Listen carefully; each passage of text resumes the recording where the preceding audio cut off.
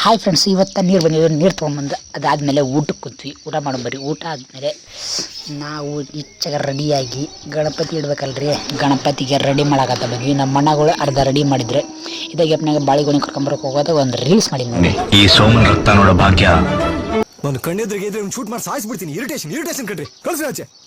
ಇದಾಗ ಎಪ್ನಾಗ ನಾವು ಬಾಳಿಗೊಣಿ ಕಡ್ಕೊಂಬಂದಿವ್ರಿ. ನಮ್ಮ ಅಣ್ಣಗಳೆಲ್ಲ ರೆಡಿ ಮಾಡಿದ್ರೆ ನಾವು ಮುಖ ತೊಗೊಂಬರ್ರಂತ ಮನೆಗೆ ಹೋದ್ರೆ ಕೃಷ್ಣ ಸಖಿ ಮೂವಿ ಇತ್ತು. ಆ ಮೂವಿ ನೋಡಿದ್ವಿ. ಆ ಮೂವಿ ಮುಗಿಯೋದ್ರೊಳಗೆ ನಮ್ಮ ಪೂಜೆ ಎಲ್ಲ ರೆಡಿ ಆಗಿತ್ತು. ಇದಾಗ ನಾವು ಬಡ ಓಡೋಗಿ ಪೂಜೆ ನಿಂತ್ಕೊಂಡ್ವಿ ರೀ.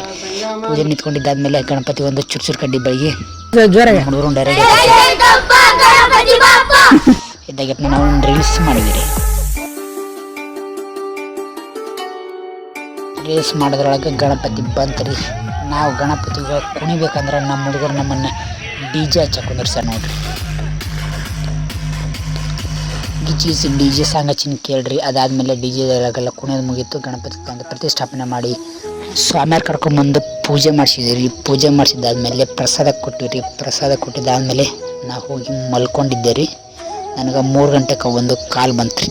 ನಾವು ಒಂದು ಹುಡುಗನ ಪಿಕ್ ಮಾಡ್ಕೊಂಬರ್ಬೇಕಾಗಿತ್ತು. ಅದಕ್ಕೆ ಚಾವಿ ತೊಗೊಂಡು ಮಸ್ತಾಗ ಏರ್ಪನ್ ಹಾಕ್ಕೊಂಡು ನಮ್ಮ ರಾಣಿ ತೊಗೊಂಡು ಸೀದಾ ನಾವು ಬೆಳ್ಳಟ್ಟಿ ಬಸ್ ಸ್ಟ್ಯಾಂಡಿಗೆ ಬಂದೀನಿ ರೀ. ಆ ಹುಡುಗ ಯಾರಂತ ಮುಂದಿನ ನೋಡೋದಾಗ ಹೇಳ್ತೀನಿ ರೀ. ಇಷ್ಟು ಹೇಳಕ್ಕೆ ಇಷ್ಟಪಡ್ತೀನಿ. ಓಕೆ ಫ್ರೆಂಡ್, ಬಾಯ್.